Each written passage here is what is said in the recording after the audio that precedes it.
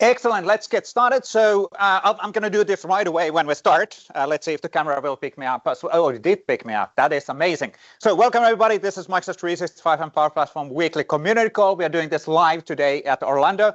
Even the remote people can potentially see me in a small screen, which is pretty cool. So this is awesome. And I will break my legs right now.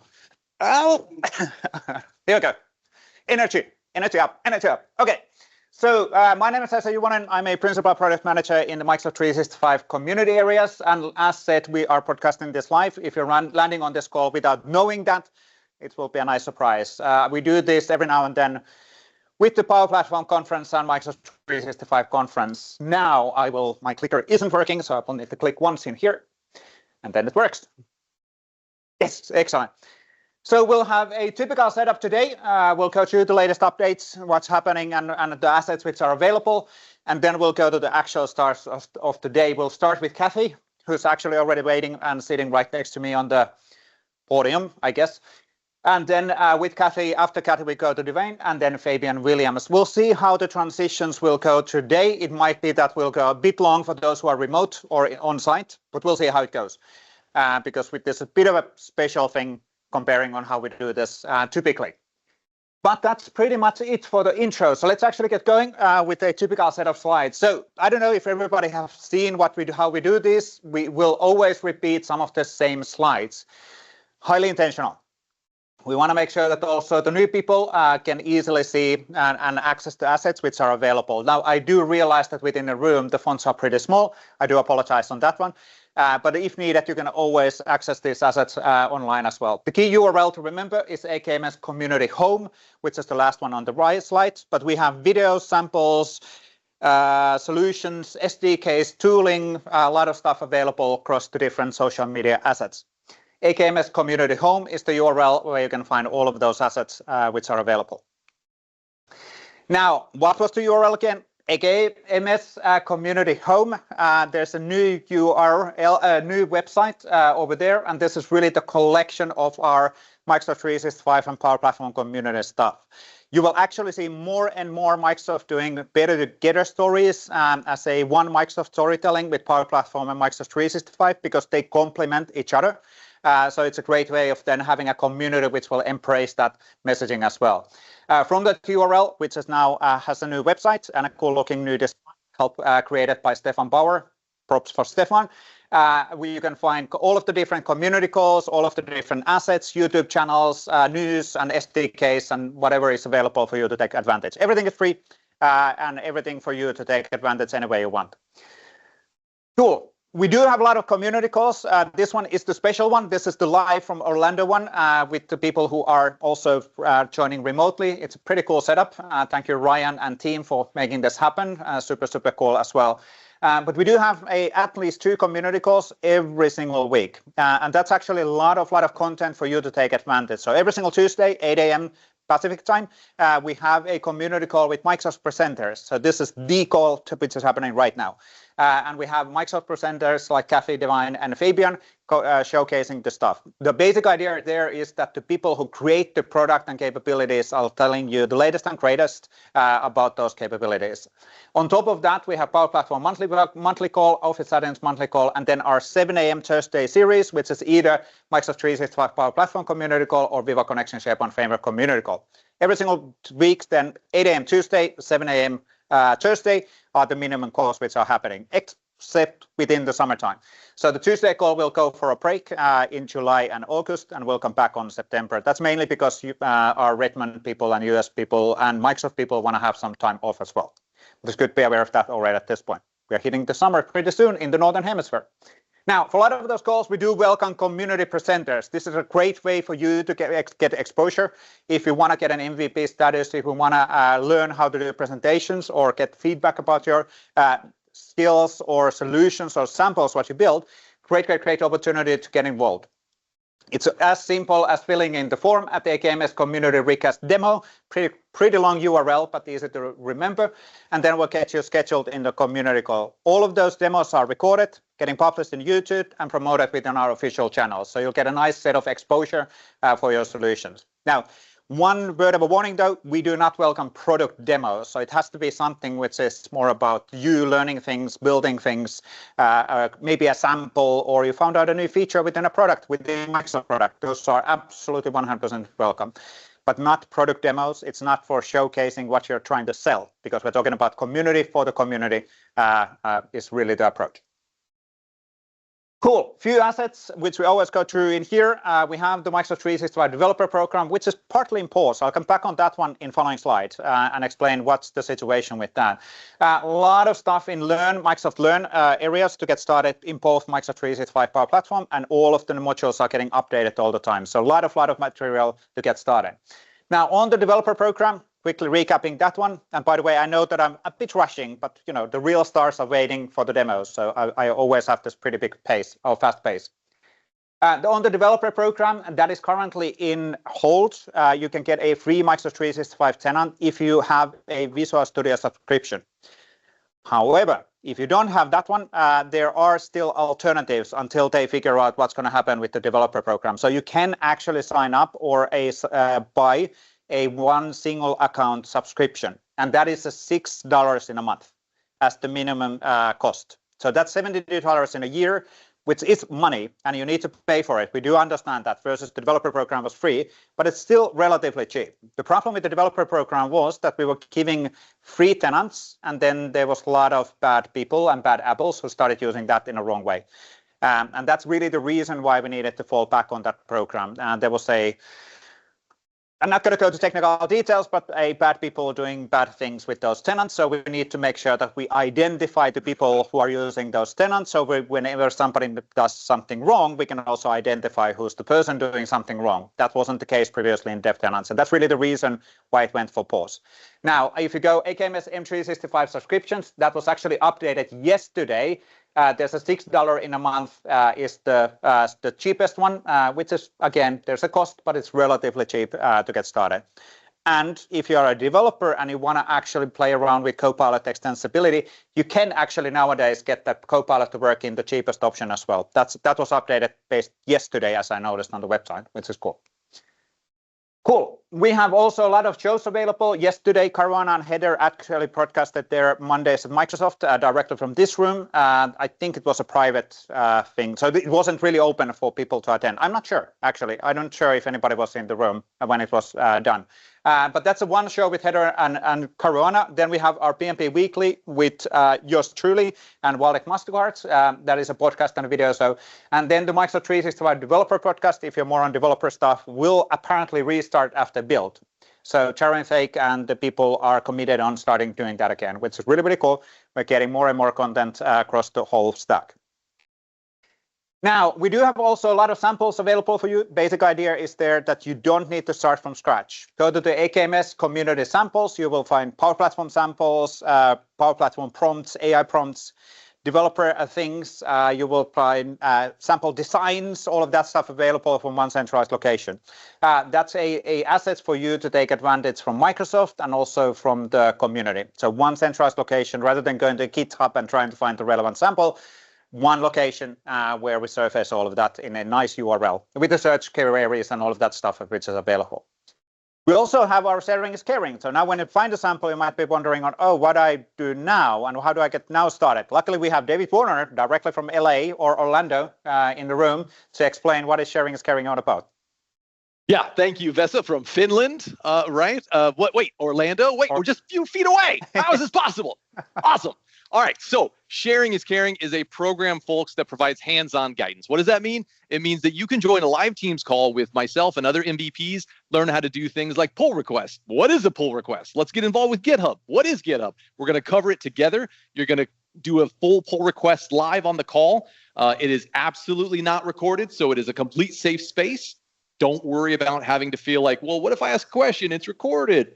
Don't worry about that, right? Safe space. We're going to teach you how to do it. And you're going to get a badge for it. So we have one coming up on May 20th. Oh, and sorry. If you... My bad. That's okay. Yep. May 20th, right before build, right? So go register, absolutely free. We'll do it live. You'll know, you'll come out feeling confident and ready. Then once you do contribute to the community, we have our recognition program. And this is a program that provides accredited badges with Credly. And so you're going to be able to take advantage of putting that on your LinkedIn, Twitter, your resume, and show that you're actually involved in the community. It's a great way, absolutely no cost. Just go to ak.ms/community/recognition. Cool. Thank you, David. Finland Thank or you, LA, Vesa. Orlando. Thank you. Right. Yeah, this is so weird that we're in the same room doing this. So typically we are across the world. Now, a few things before we go to the stars of the day. Of course, the upcoming events. So first of all, Microsoft 365 Community Conference. We are there, so we kind of know that it's happening right now, which is really cool. For anybody who's watching this remotely, you still have 1 day or 2 days to come by, I guess, but that's a pretty unlikely thing to happen. That's really, really cool. Anyway, that's happening this week. We also have the European Collaboration Summit coming in the mid-May. That's happening in Wiesbaden, which is right next to Frankfurt. So I know a lot of people from this conference will be there as well. I know Fabian, as an example, will be flying over. I will be there, and so on. And Laurie Pottimeyer and a lot of other people as well. We also have the TechCon 365 sessions coming up, starting from Seattle in June 3rd to 7th, and then August and DC and Dallas following up on that one. And then the Power Platform big conference in MGM happening September 18th, 2024. Great opportunity for engaging with the community as well, in the same way as within this conference. It's anyway the same community in the end we're building for both sides of the world. Not both sides. The Microsoft Cloud would be the right way of probably saying that. On top of that, there's a lot of events which are happening all around the world, across the different countries, different time zones. And these are really intended to be for you to join and do networking, get to know people. If you go communitydays.org, you will see all of the different events which are available. And people who are organizing events are encouraged to put their event available. So people know what's happening where and where they can meet other people in the community. Really, really cool initiative as well within our community site. Now, on top of that, Global Copilot Summit is ongoing. More details on that one at AKMS Global Copilot Summit URL. That's a CD by CD, also get together real world in-person demos around extensibility side of the house. You probably want to check that URL if you're interested. Cool. Now, quick recap on the news, which I'm not going to go through. Quite a lot of news actually last week as well. I know probably David is going to copy paste the news in the chat for those who are joining online. But basically a lot of news happening across Power Platform and the Microsoft 365. If you're interested on these ones, we're always adding all of the URLs in the YouTube video recordings afterwards, so people can easily catch up. There's so many blocks what we're nowadays using as Microsoft. It's a bit complicated and confusing to find all of the relevant news. So we're trying to help you to find the relevant ones for you every single week. Cool. Before we go to the Together Mode picture, we have Vachit also covering up the latest Teams platform updates in online. Now, I do apologize, Vachit, before you get started. The room cannot hear you, so I will watch David that everything is going fine, and David will indicate when I can continue talking. But basically updates what's happening in the Teams platform doc side. Yeah, hello everyone. So you can now implement the authentication in API-based message extension to provide secure and seamless access to the application. If your message extension requires authentication, add the authorization property under Compose extension. Here are 3 auth types which are supported. You can update auth type as none if you don't require any authentication for the users to access the APIs. Second, API Secret Service Authentication is a secure method for your app to authenticate with the API. You can register an API key through the developer portal for Teams and generate the API key registration ID. Update the app manifest with the API secret registration ID value. Third, the Microsoft Entra authentication method uses Teams identity to provide them with access to your app. A user who has signed into a Teams doesn't need to sign into your app again. With only the consent requested from the app, the Teams app retrieves the access details from the Microsoft Entra ID. Please try these samples using Teams Toolkit. If you have any feedback or suggestion, please post it on ak.ms Teams platform feedback. The link is available in the footer. You could also configure to the RSS feed to get the regular platform update. Back to you, Vesa.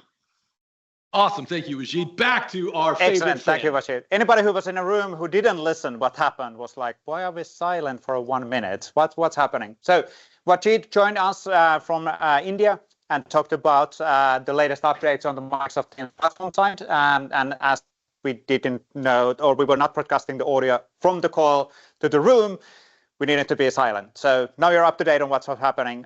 So we didn't lose just half of the room. So it's okay. Cool. Before we actually go to the demos of today, let's try to do the together mode picture as well. I will show from this screen what's happening in online. We cannot really join this two-way around, but what I would actually appreciate if we could actually take a picture from people or video from the people in a room as they do waving. I'll explain what this happens for those who are not familiar. So I will put together mode picture mode in here. And we will select the basic one. That's fine. And anybody who's online can enable their camera. And we will have this shared hybrid experience, people waving to each other in online or within the room. Now, I'm asking Cathy. Kevin is putting his Copilot hat on. Yeah, there we go. And Elmo is there as well. Let's see how many other people willing to put their camera on in online, or do we actually... Let's see how well this works. I can say David and Todd on the front row. We do have typically 50 people and 50 limits here, but we can do a shorter one. It might be that the Teams is not picking up too many people doing the camera.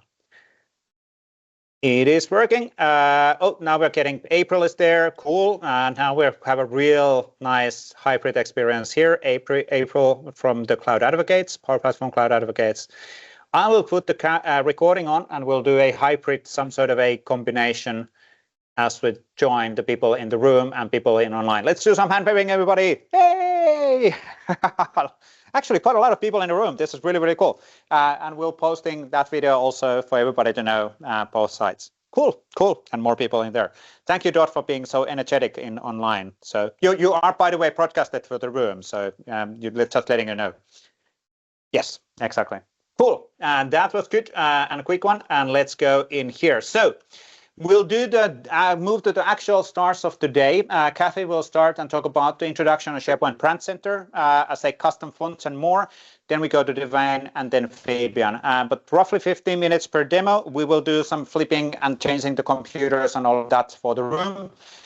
Should be okay, but I will let Cathy to start by sharing, and you have your microphone on. Is Cathy's microphone picking up?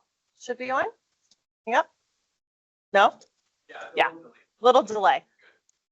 Okay. Waiting to confirm that the screen share is working.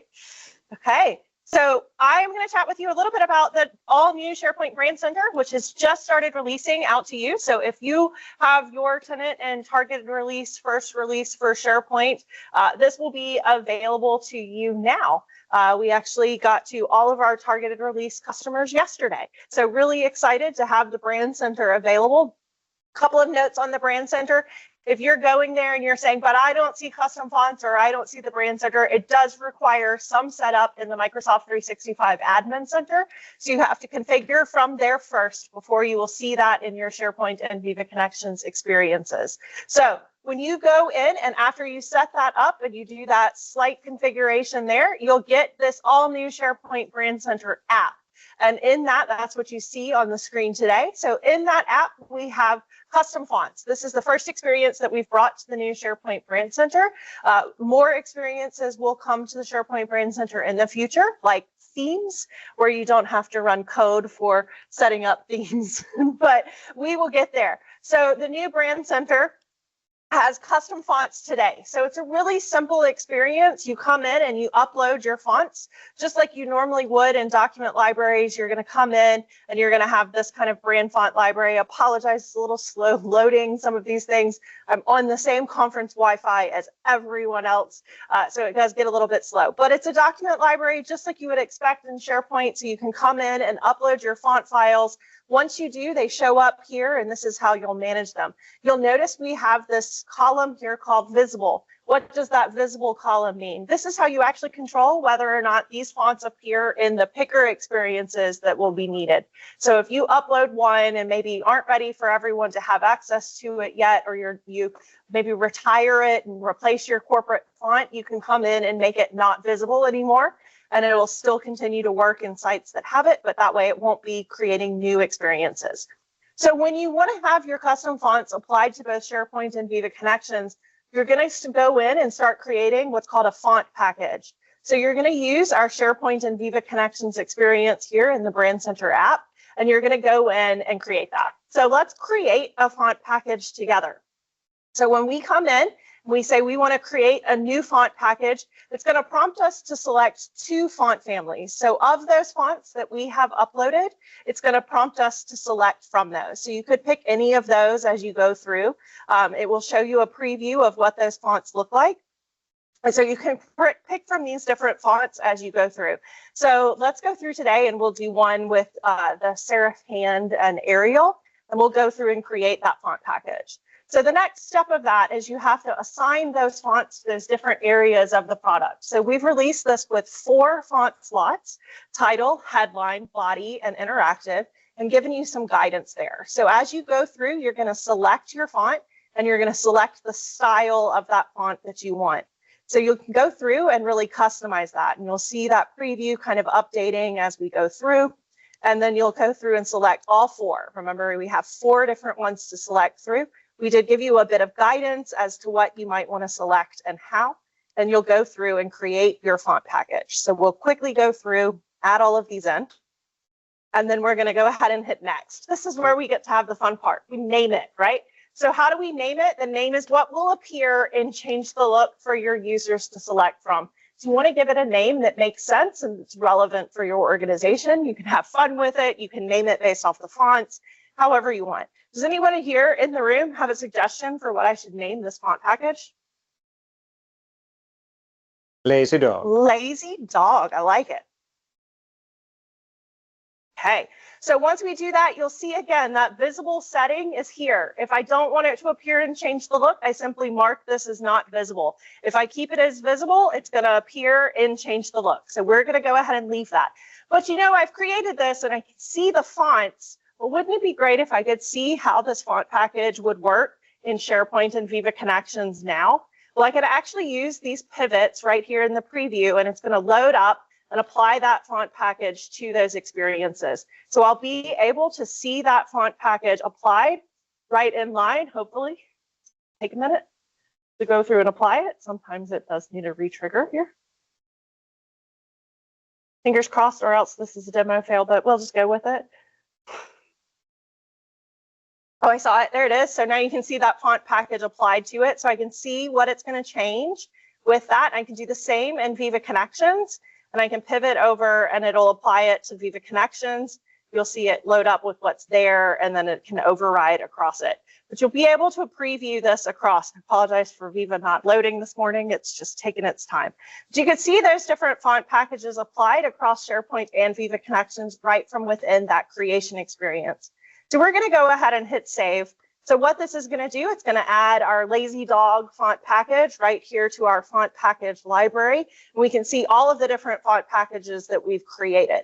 So let's look at what this looks like when we actually start using it. So we're going to go over to my product design site, and then we're going to come in and go down to change the look. So for site owners, after I've gone through as the person in charge of brand, and I've created those font packages, what you get now is you have a change the look experience just like we're used to. So I come in, and what we have actually done is we have actually provided a set of font packages for you from Microsoft.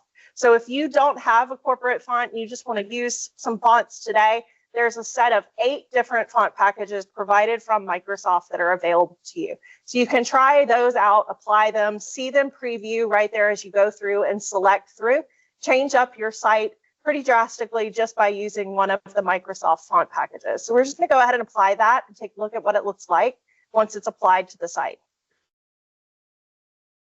So you can see it goes through and applies. Now, you may be noticing that this feature is actually listed as preview. So we have actually gone ahead and released the Brand Center and custom fonts in a public preview. Why have we done that? We are still adding support for additional web parts and components in SharePoint. And so until we hit critical mass of those, it's going to stay in public preview. So you'll see that preview tag go away once we hit that level. So right now, it will not apply custom fonts to every aspect of every web part in your sites. It will apply it to a lot, but it will not apply to everything. So you will find different pieces where it does not apply. As an example here, you can see that in the stream web part that I have here, the promo videos, the web part header, title, whichever one you want to call that, has the custom font applied to it, but the text that's showing up on the stream web part itself on that video is not customized yet. So you'll see a little bit of a mixture of that. We have also taken a strong approach here where certain things that are needed for the site to work will not be customized. So you'll see things like menus and editing experiences stay in the Microsoft default fonts. Why do we do this? Did anyone use custom fonts in the past and set their site to be wingdings just for fun and then not be able to use a menu structure to change it back? Well, now, no matter what font you set, you will always be able to use the product as intended with those menu structures remaining as the Microsoft default. So real simple there. We can see this applied to different sites. So let's come into a different one and we will go to our change the look. We'll go here. And so now we see those from my organization, those font packages that you saw that were in the Brand Center app. You can see all of those here. So let's go ahead and try out our Lazy Dog font package and see what that looks like when we apply it to our site. So we can go through and see that new font package that we just created, that Lazy Dog, shows up and goes ahead and applies to our site. Again, some things are not completed. So you can see like the document library, the folder names, everything has stayed in Sego so far. Different pieces will continue to come across, but you can see the content goes through and changes. You can see some of those highlights of the different fonts being applied across. Now, you'll hear us talk a lot about this is working for SharePoint and Viva Connections. So what does that mean in Viva Connections? So when I come over to my Viva Connections experience, I actually have changed the look integrated right here. So now I have changed the look and I can customize my theme and my font for Viva Connections, noting that if I go through and customize this, the home site that's associated to it. So the SharePoint home site that's associated to your Viva Connections experience will also change. If I'm changing it from within Viva Connections, it changes. If I change the SharePoint home site, my Viva Connections experiences change as well. So we've added a little notification at the top of these panels just to give you that highlight that it will change. But those same ways that I had before, I can come through and apply that font package here. And I apologize that from my organization, cache is not cleared on this site, and I don't want to refresh it because Teams is always temperamental. We'll get there, but it will, you can see the temperamentalness of Teams with my ReliCloud logo not showing up in this tenant this morning. But it is what it is, which we can see those custom fonts being applied and changed here in Viva Connections. We have added theme support into Viva Connections as well. And so we're really excited with the new Brand Center and your font experience coming into both SharePoint and Viva Connections. There are a few updates with things like the Viva Connections mobile will not have the custom font. That will come at a later time. But a lot of different fun experiences, and you can really have some fun with this. And we have developer third-party support for custom fonts from day one. So if you have a solution in SPFX today, we have some samples out and some videos for how you can make those work with custom fonts as well. Some documentation for that will be coming hopefully this week. I just got to find some time to finish writing that article. But that'll be coming out, and we have some videos showing how to do it. But we're really excited to see what you come up with for the Brand Center, for what you see coming into it in the future, things like images and colors and themes and all of the different innovations that we'll have coming in to the Brand Center moving forward. So that's the new SharePoint Brand Center in the quickest summary I can give it. If you want to learn more about this, want to see it further in action, and you're here at the conference, we do have a session on Thursday morning for this. But otherwise, we're looking forward to seeing what you have, and you can always tweet out tweet? We still tweet? I think we tweet. Yeah. We tweet on X, right? Yep. I think you can still tweet out, make use of the developer platform and pay attention to that. And Vesa and David can tag me if there's questions that need to be answered. So thank you. Cool. Dewain can actually come here and start sharing the screen. There was a question in a room. We can take it up, but don't take the microphone yet away, Dewain, but you can take your computer away. But let's get the question in a room and repeat that for the audience online. Yes.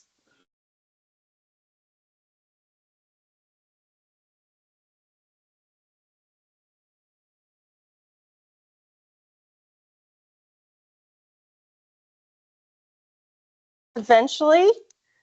So question was, can we get the fonts and branding settings applied also for the Copilot experience so that it's actually capturing that font setting?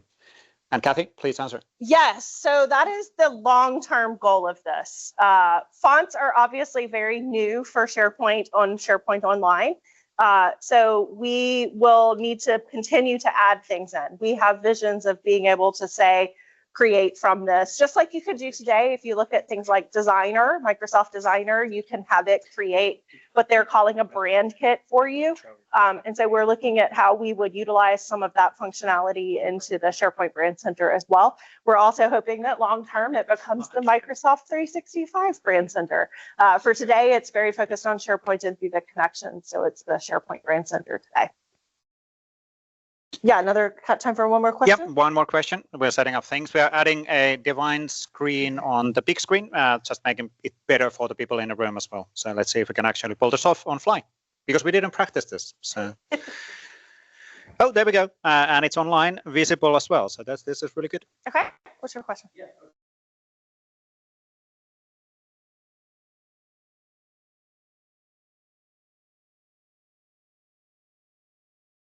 So it is a specialized, the question was, if it is a document library, can we manage the settings on who can see things and everything else? No. So it is a specialized library that, consider it a system library. You could use APIs in the future to be able to like add things to it and to potentially remove things from it, but it is controlled with what the settings are for that library today. We do have plans for things like maybe you have multiple brands or audiences, and I need to manage that. So stay tuned for what will continue to evolve with the Brand Center for those types of aspects. But managing it will be locked down. The question was, what happens with font packages in particular for hub sites? So we actually decided with hub sites and font packages, because fonts can significantly change the way that your content appears. So we are not currently pushing the font package down from the hub like we are with the theme. We know that that could cause problems and that people will want that in the future. So consider that to be something that we're looking at for a future enhancement. But today, if you apply a font package to a site, you do need to apply it to each site because that way you can be in control, or the content authors can be in control of how that font impacts their content. Cool. And by the way, for people in a room, we do understand that we are not in the normal sequencing of the conference. So we do understand that people, come and go because of these slots, which are starting presentation slots. But hey, I think we're good. We can see Dewain's screen in here. Teams is causing us a bit of a hiccup in the room, but I guess we'll be fine. For online, it is just the browser window which is getting shared. So Dewain, yep. Take it away. You guys hear me okay? Online, give me a thumbs up. You hear me? Yeah, we can. Okay, there we go. All right. So the place where I'm going to start, and can I stand? Will it move with me? Is that what I'm hearing? Yeah. Oh, look at that fancy coolness. All right. So I wanted to first go through the number one question asked to the Copilot Studio team, and that is, when do you use what? What is the difference between Copilot extensibility with the Copilot Studio? What's the difference between building custom Copilots and Copilot Studio versus Azure AI Studio? Because everyone has an opinion on this. And so what I want to give you is kind of the definitive on where we've landed on this, and to help make it make sense for you. Because let's start with M365 Copilot extensibility. In the case of this is the concept of, I would like to think of it like a smart speaker. You have a smart speaker, you're not going to change how you're going to talk to it. You're not going to start texting the smart speaker in your house just because you decide you want to. So there is a channel limitation that's associated with it. Then you have other things like you're not going to tell your smart speaker that it can't set a timer or an alarm or answer weather questions. Those things are off limits. Those are out of the box capabilities. And so M365 Copilot, for example, has out of the box capabilities. But what you can do is you can extend a smart speaker to be able to control your thermostat at your home, right? And so being able to think about extensibility of M365 Copilot in that manner will really help you understand what you're doing there. Keep in mind, M365 Copilot is all about personal productivity, helping you get your job done, being able to make you more productive, and it has a ton of business value in that capacity. And then extensibility is just being able to add a little more to that. So, and just so you know, and yes, if you have this and you purchase it, building those extensibilities, you get all the value and all the capability of the Copilot Studio and all the premium connectors and all the greatness that comes with Copilot Studio, but it is not an all-you-can-eat buffet. If you are going to do something outside of extensibility, and this is where you start talking about custom copilots.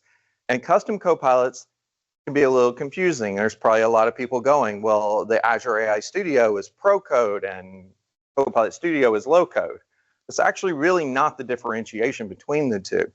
Matter of fact, in Copilot Studio, because in Copilot Studio, we also own the Azure Bot framework. So we are actually both, we do what we call fusion development. We allow pro code, low code, and no code capabilities. We're actually an end-to-end SaaS platform that is going to provide the entirety of what you need to be able to build a conversational application. Now, that's great, but what is the definition of Copilot? A Copilot is a conversational application that uses generative AI technology in order to service the user. That's really all that needs to be. So can you build a Copilot with just Azure AI Studio? Yes. Can you build a custom Copilot with just Copilot Studio? Yes. But let me explain the difference in what you're really dealing with. One is Azure AI Studio is all about customization to models, being able to take these models and make those models implemented in a way that you need them to be implemented, and you have a whole host of different models that you can choose from. Copilot Studio is actually not about models. It's about conversational orchestration. And what is conversational orchestration? It's when I understand what you said and I route the conversation accordingly. Well, guess what? That's also what M365 Copilot's doing. It's a conversational orchestrator with out-of-the-box implementations. In Copilot Studio, for custom Copilots, you're starting with that blank slate. You're in complete control of it. You can determine what channels you want it on. You can determine that you want to call it on the phone, you want to text it, you want it to be in Teams, you want to put it in a web chat and put it up on your SharePoint site. All of these things are completely at your disposal. But the conversational orchestration is where I can say, I want to override. I don't want to always hand something to a model. Not everything has to be generative. And not only that, I might be able to say, oh, you're asking to be able to build an RFP proposal. I'll route that to an Azure AI instance built for that. But oh, now you want to ask a question about your HR benefits? I'll route it to a different place to be able to handle that. As well as, what if you need to hand off to a live agent? What if you need to be able to say, like I always tell people, imagine you're Coca-Cola and somebody says, what's the best drink in the world? Probably not going to be okay with generating the response to that. The marketing department's going to want to write that. So just keep in mind that these things are actually, so when we run into, oh, I'm building a custom Copilot, and you're getting into, well, which one should I use? The answer is most organizations end up using a combination of the two. And so if you only use one and you start in one silo, you're going to hit the wall. And you're going to find that wall probably roughly about 6 to 7 months into your project. And then you're going to realize you didn't scope everything into your estimate that for your leadership. And then you're going to have a conversation on, wait a minute, I actually need conversational orchestration.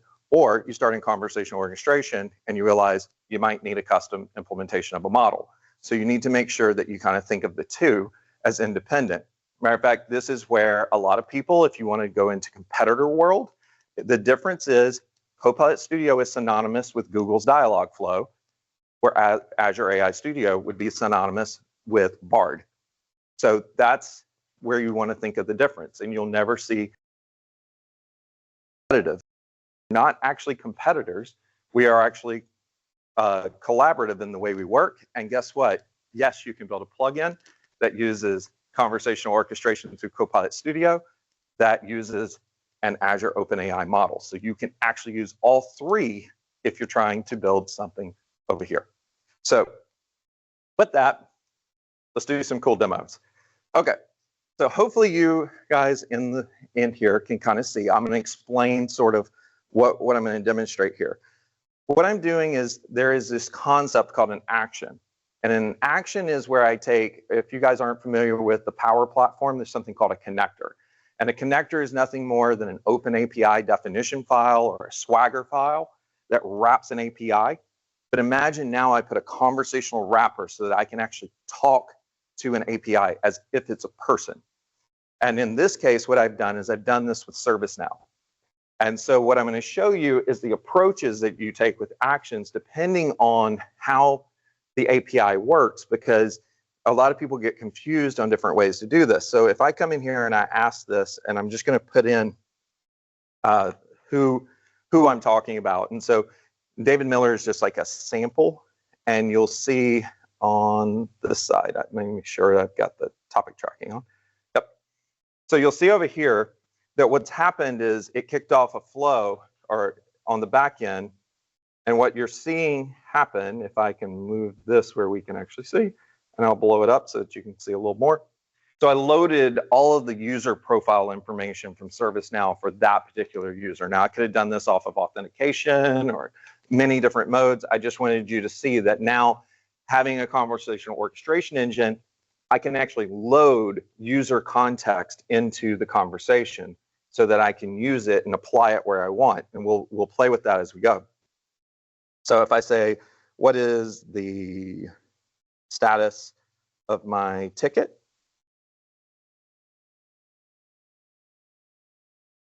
And I don't memorize the ticket number, so you guys get to see me do this since I only have one monitor today.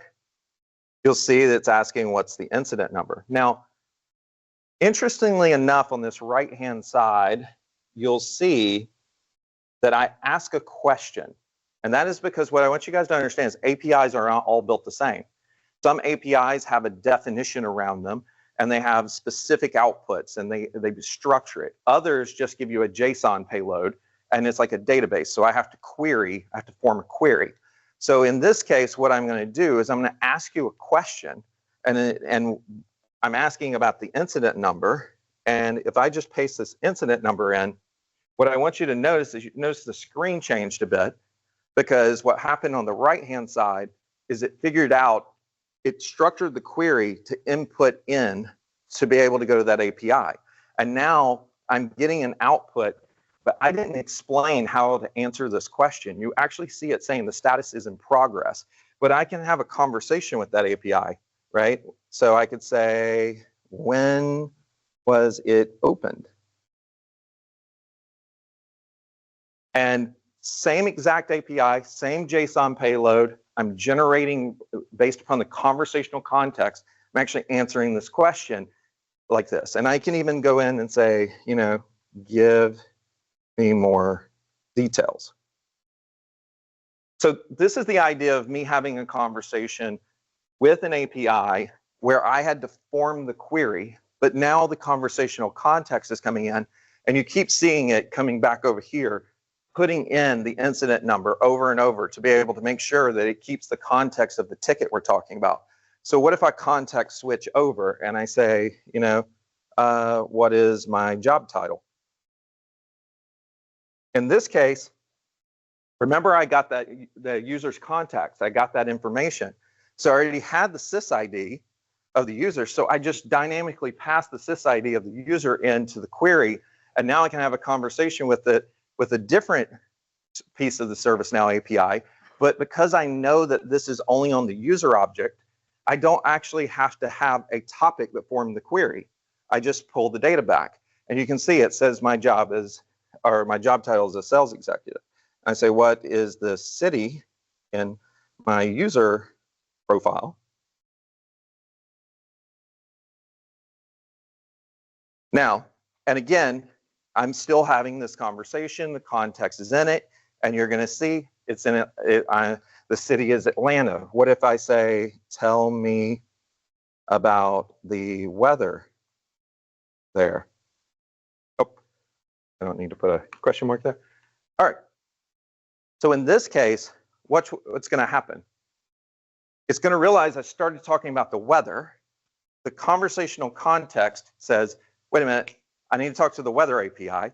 The weather API has got a form structure within it, so I didn't have to author anything. It realized Atlanta was in the conversational context, and it placed Atlanta into the input, answered the question against the weather API. So what's really interesting is this is why when you're starting to build actions inside of Copilot Studio, which you'll see I have here, there are different ways that I've built these. I have some, like get the user info, which I preformed, and I actually said here, pass the user context in so that anything about the user is already there. So I'm actually preforming that as the way to query that API. And the weather one, we'll take a look at that one a little bit more depth in just a second. But notice that I have some that say none. They're not actually getting top level fired. That's because those things are databases that I need to form a structure by asking a question to get additional information to form the query. And then once I get the query back, I've got the JSON payload and I have the context that we're talking about the incident or looking up assets. Because now I have that context, I can have a conversation with it. But just to give you guys a little double click here on the MSN weather, just so you can see how this works, because it's kind of cool how it does this. And Gary Pretty in the room, you can thank him for this. This is one of his brainchilds. You'll see here that how did it know to call the weather? It knew because we told it that the point to the model description, this is the prompt that explains, this is how you call the weather. We've got the dynamic chaining enabled, which means top level intent, fire whenever you're ready. And you can even see it can ask a question to the user to say, do you want me to do this? Then when we get into inputs, APIs will have inputs and outputs. So the inputs here, these are the required inputs for this.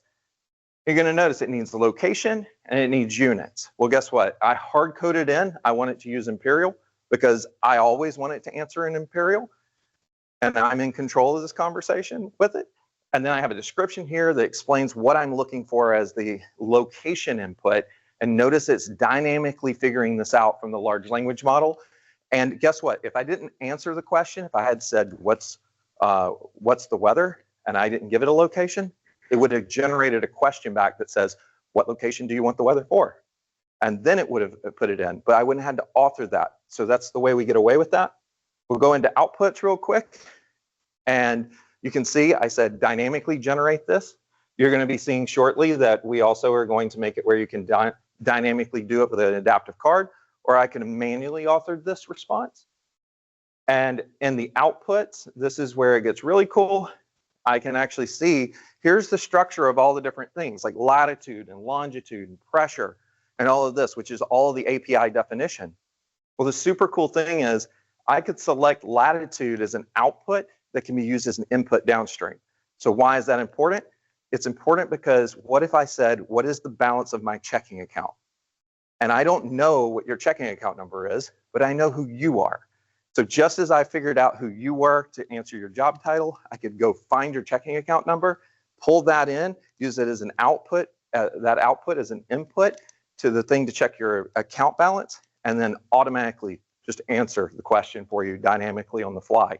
Self-assembled at runtime, no authoring really required. And so you can imagine all the common conversations you can build. And all of this power is going to be coming to the M365 Copilot extensibility as well. So with that, I will return my time back. If there's any time left. Get my phone on here. Thank you, Dewain. That was really, really cool. As I put it in a chat as well, for those who are watching online chat, we will go a few minutes long today because we don't want Fabian to rush too much. Flipping the computers, everything else always takes a while, so it's all good. But that was really good. So. Oh, thank you, sir. And Fabian is setting up the computer. And do you have that's the USB-C? Yeah, that doesn't work. Wi-Fi works. Wi-Fi. So you will share in the Screen, screen. yeah. Okay, Share that works. Screen. Yeah, we can see what you're sharing.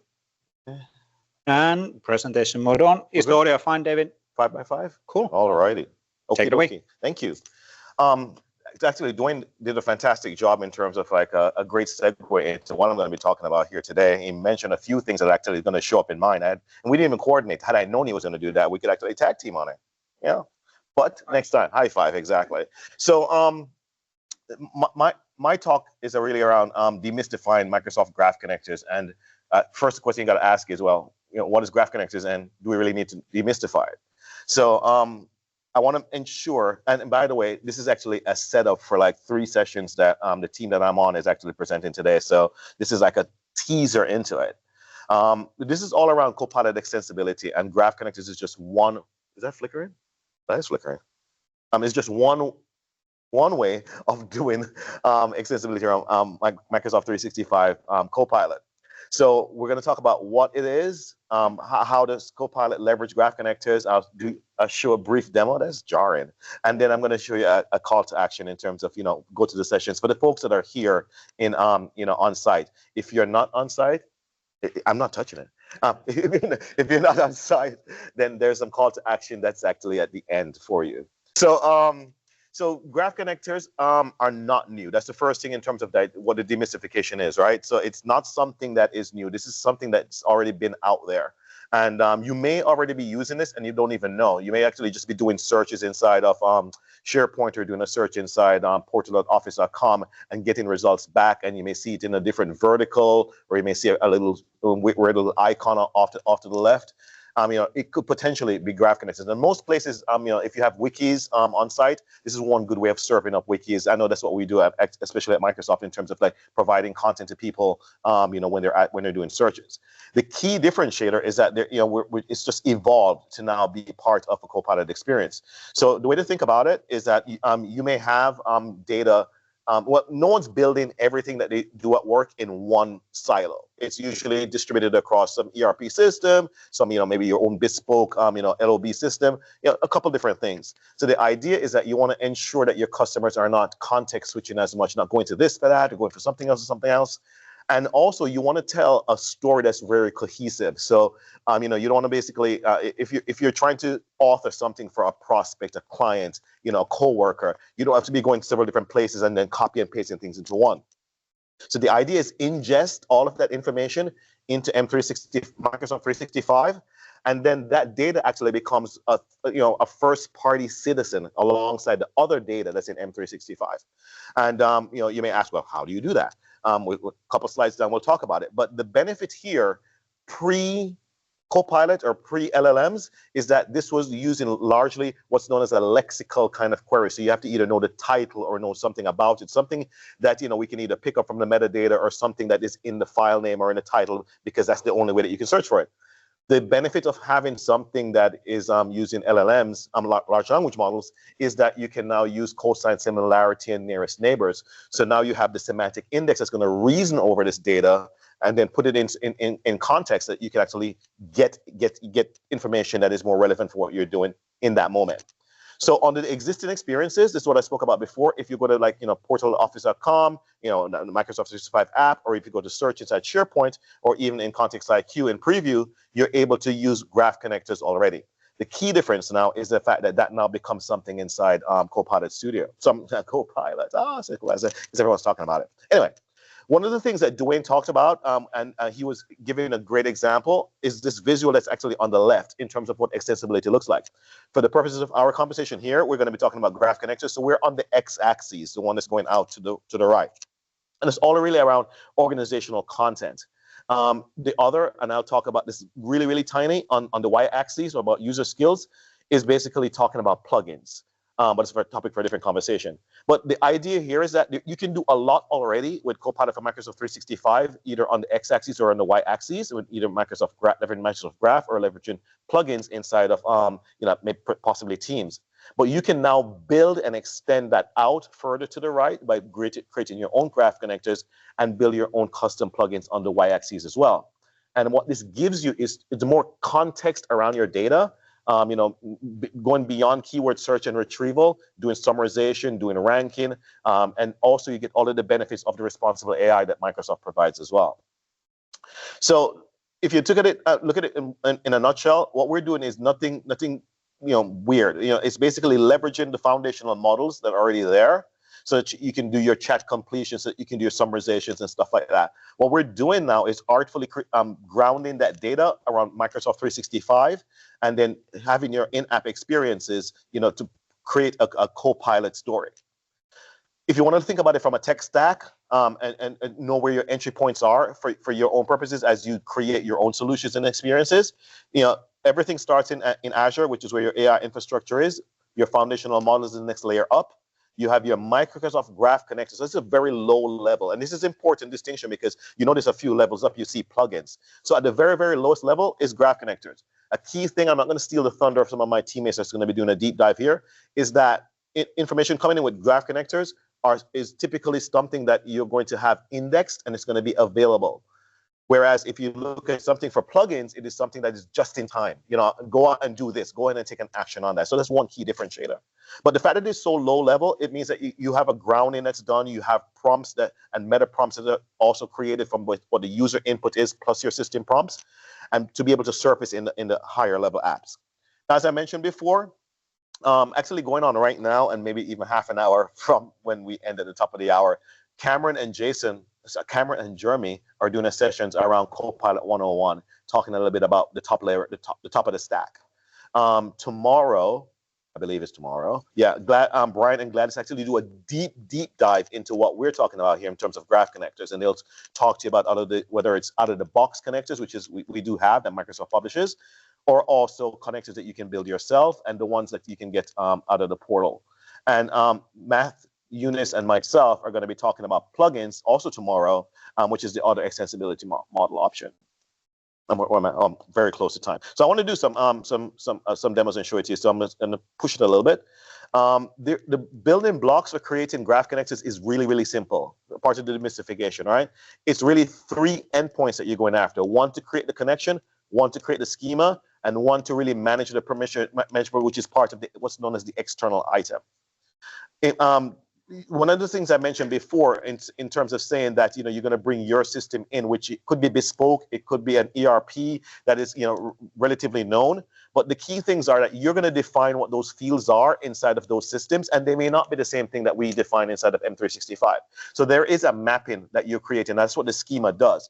But beyond that, you also have control around that experience. You can define what you want to be searchable, what you want to be refinable, what you want to also be returnable. So you can basically have fields that no one can search on, but when they query on something, it can return that information. So you really have a really good way of creating that experience that's tailored for exactly what your audience will need. This is also part of how semantic labels come in, because the LLM also needs to understand, okay, well, imagine you dump a bunch of stuff inside M365. It really would not be performant to reason over everything. So it gives you the ability to say, I want to label these particular items, and these are the things I want basically the LLM to look across. And we call that basically your semantic labels. A question that you might have is, well, okay, I ingest all of this stuff in. It could become stale. What do I do? One, you could basically have scheduled pulls where you actually do a batch job, and it does it daily. If the information is not transactional and it is something that it is good to have it maybe a day behind, or it could be event based. And there's a lift here that you would have to do basically in creating a middleware piece that would basically listen to the source system, see changes, and then send it back. And this is now item by item, but this becomes available as a part of the index as soon as it comes across the wire. What does that look like? Let me come over here and go to a chat real quickly. And I'm going to do a new chat here, and I'm going to grab let's grab. Yeah, let's grab this one. Does that say low much? It should say how much. It's a typo. All right. Let's go ahead and do this right here.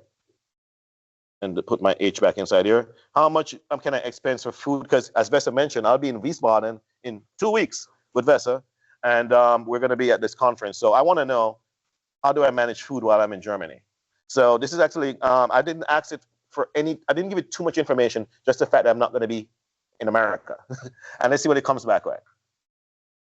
And come on, internet, come on, internet, come on, internet. There you go, there you go. Hope it doesn't come back and say, I'm sorry, though, because that's the other option that can happen, right?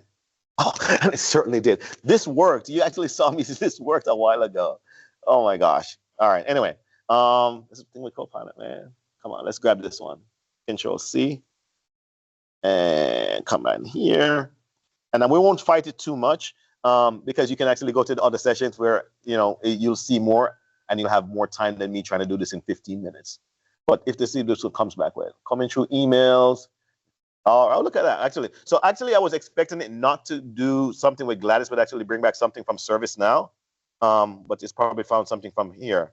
Tell me about travel. One last one. And then, you know, I'll break for questions because I know Vesa also needs to wrap up. I'm just trying to see if it's going to come back and give me a bunch of stuff. It's doing emails. That's so weird. All right.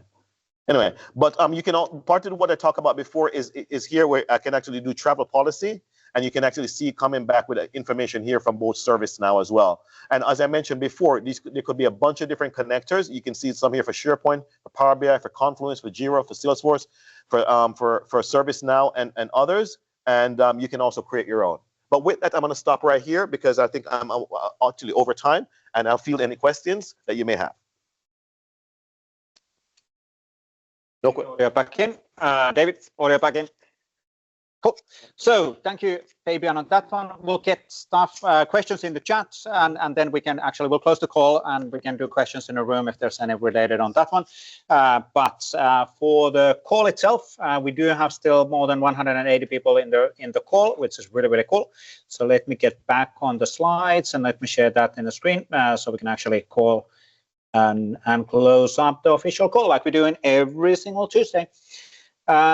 Except in July and August this year. So thank you, Cathy, thank you, Dewain, and thank you, Fabian, on great demos today. We'll get all of that recorded and published in the YouTube for those who want to see them again. Now, quick recap on what's happening next. If I can get my slides moving. Hello, and I can. What is wrong? Hello. Okay, let's try it one more time. Good. Next week on 7th of May, 8 a.m. Pacific time. We do this every single week, as mentioned. We have 2 demos now scheduled. One is from Simran Ayambani around Microsoft Graph Search Connectors in Power Platform. Really, really cool stuff as well. And then I'm going to talk about introducing the new updated card designer experience for Viva Connection in there. So there's a new card designer V2 for Viva Connection coming up, actually announced later today, I guess, in one of the sessions. And we're going to do a live demo on that one in a community call next week. We might have a 3rd demo as well, but let's see how it goes. Now, we also have our Discord server. Just last week, we passed 2,000 attendees on that one. So this is not intended to, compete with out-of-the-box our other forums, but we wanted to test if people are in Discord, and apparently a lot of people are in Discord. So more than 2,000 people are now using that Discord server, answer questions and helping each other directly within there. So if you are that generation or familiar with Discord, I wasn't until I got involved with this one. It's a good way of engaging with the community as well. A lot of engagement there.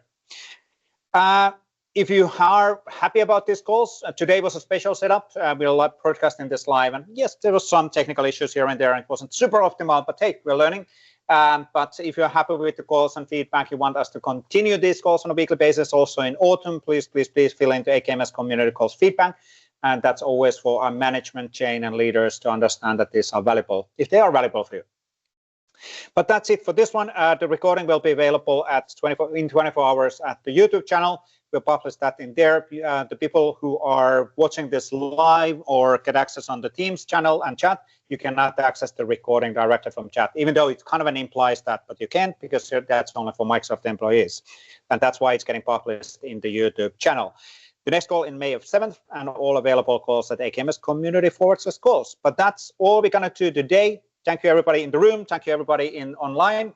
That was fun. A bit longer one today, but it's okay because of technical issues. Thanks, everybody, joining.